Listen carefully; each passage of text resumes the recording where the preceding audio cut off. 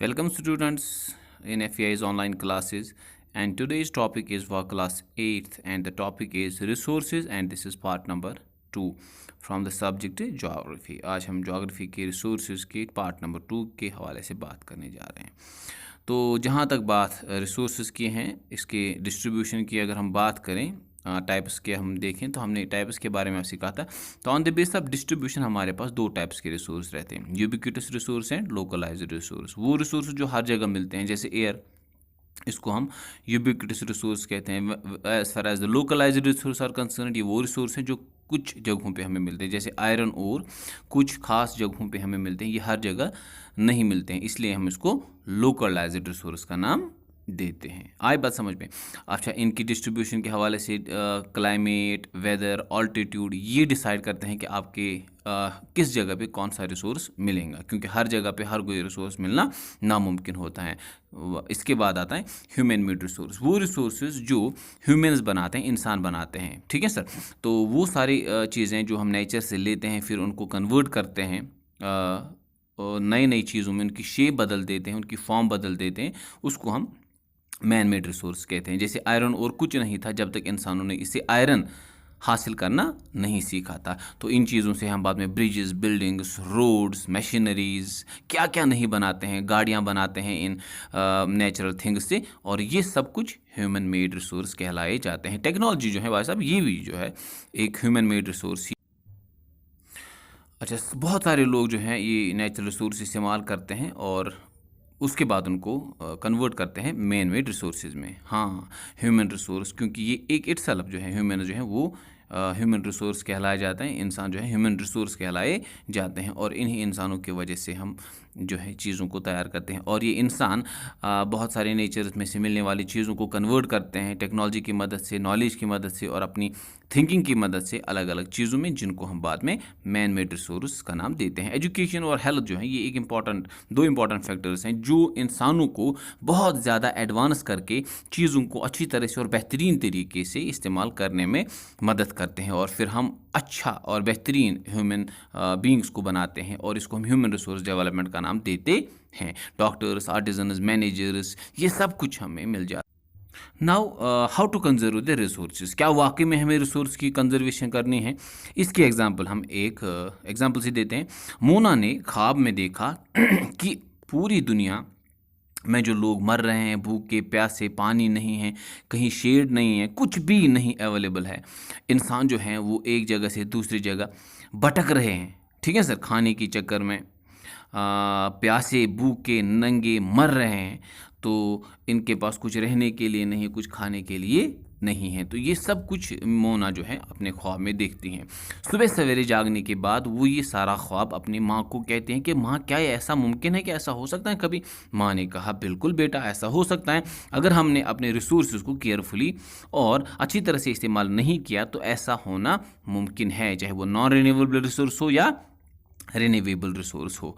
तो यहाँ से राजू अपनी बात दोहराता है। तो हमें क्या करना चाहिए इस हवाले से? हाँ, how can we do what as far as the situation is concern? Mona ने, इसकी माँ ने कहा, हम बहुत कुछ कर सकते हैं, हर कोई इंसान अपनी तरह से काम कर सकता है, और जब हम रिसोर्स को केयरफुली इस्तेमाल करें, उनको रीजनरेट होने का मौका दें, रिन्यू होने का मौका दें, तब जाके हम इस सिचुएशन से दूर हो सकते हैं, और इसको रिसोर्स कंजर्वेशन कहा जाता है। या हम कह सकते हैं कि बैलेंस्ड तरीके से रिसोर्स का इस्तेमाल करना और फ्यूचर जनरेशन्स के लिए उसको रखना, जिसको हम एक्चुअली सस्टेनेबल डेवलपमेंट का नाम देते हैं। इस चीज़ से हम रिसोर्सेज को अच्छी तरह से इस्तेमाल कर सकते हैं और फ्यूचर जनरेशन्स के लिए भी रख सकते हैं। इससे ऐसा होना दूर किया जा सकता है कि हमारे पास कोई ऐसी सिचुएशन हो जब हमारे पास कोई रिसोर्स ना बचे। तो इस चीज़ को जहन में रख के हम सस्टेनेबल तरीके से काम कर सकते हैं।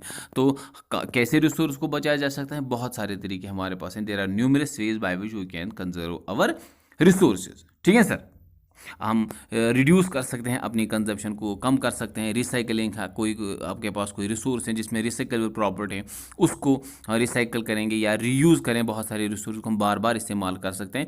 By reducing, recycling and reusing of resources we can contribute a lot as far as the resource conservation are concern. ये आपको जहन में रखना पड़ेगा, क्योंकि इन्हीं तरीक़ों से हम आगे जाके रिसोर्स का बहुत देर तक इस्तेमाल कर सकते हैं।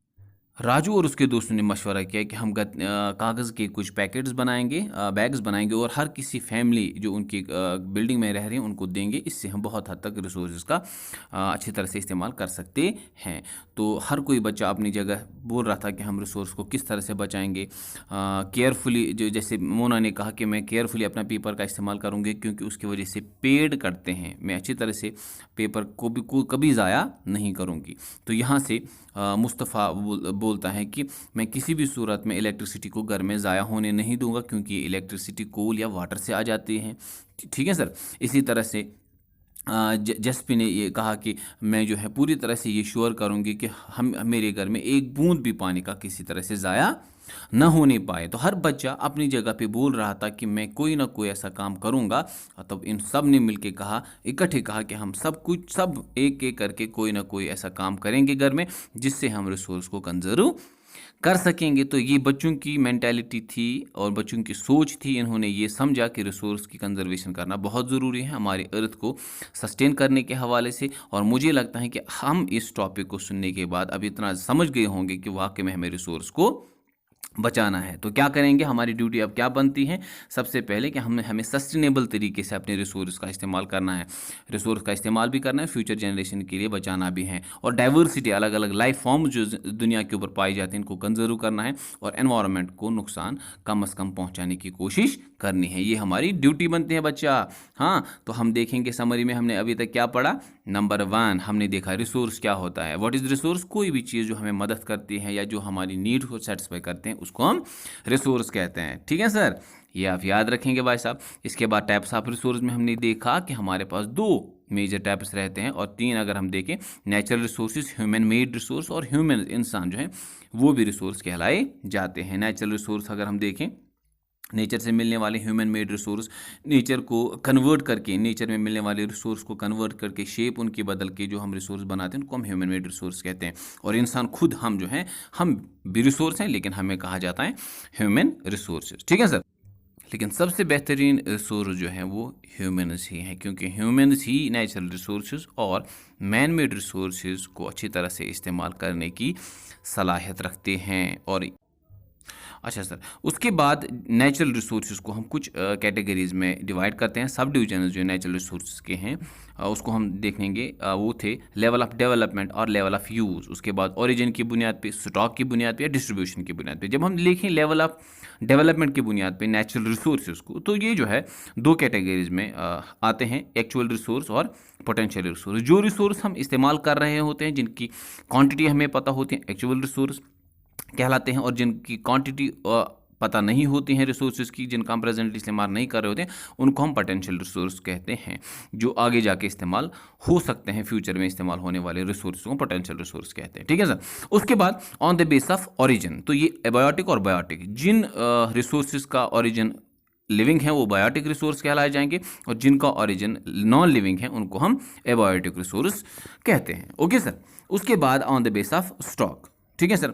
तो अगर हम स्टॉक को देखेंगे, ये 2 कैटेगरीज में है, रिन्यूएबल और नॉन रिन्यूएबल। जो केमिकली, बायोलॉजिकली या किसी भी तरीके से जो रिसोर्स जल्दी से रिन्यू होते हैं उनको हम रिन्यूएबल रिसोर्स कहते हैं। लेकिन नॉन रिन्यूएबल रिसोर्स जिनको हज़ारों साल लगते हैं रिन्यू होने में, उनको हम नॉन रिन्यूएबल रिसोर्स कहते हैं on the base of stock या on the base of renewability. तो इसके बाद डिस्ट्रीब्यूशन। तो डिस्ट्रीब्यूशन की बुनियाद पे हमारे पास यूबिक्विटस और लोकलाइज्ड है। वो रिसोर्स जो हर जगह मिलते हैं जैसे एयर वगैरह, उसको हम यूबिक्विटस रिसोर्स कहते हैं। और लोकलाइज्ड वो रिसोर्सेज होते हैं जो कुछ खास जगहों पे हमें मिलते हैं जैसे आयरन और बाकी कोल वगैरह। इसके बाद जो है डिफरेंट वेज है हमारे पास रिसोर्स कंजर्वेशन के हवाले से, वो हमने देखे थे। तो ये कुछ मेन पॉइंट्स थे इस टॉपिक के हवाले से। उम्मीद है आपको ये समझ आया होगा। अगले वीडियो तक के लिए खुदा हाफिज़, सलामत रहिए, खुश रहिए।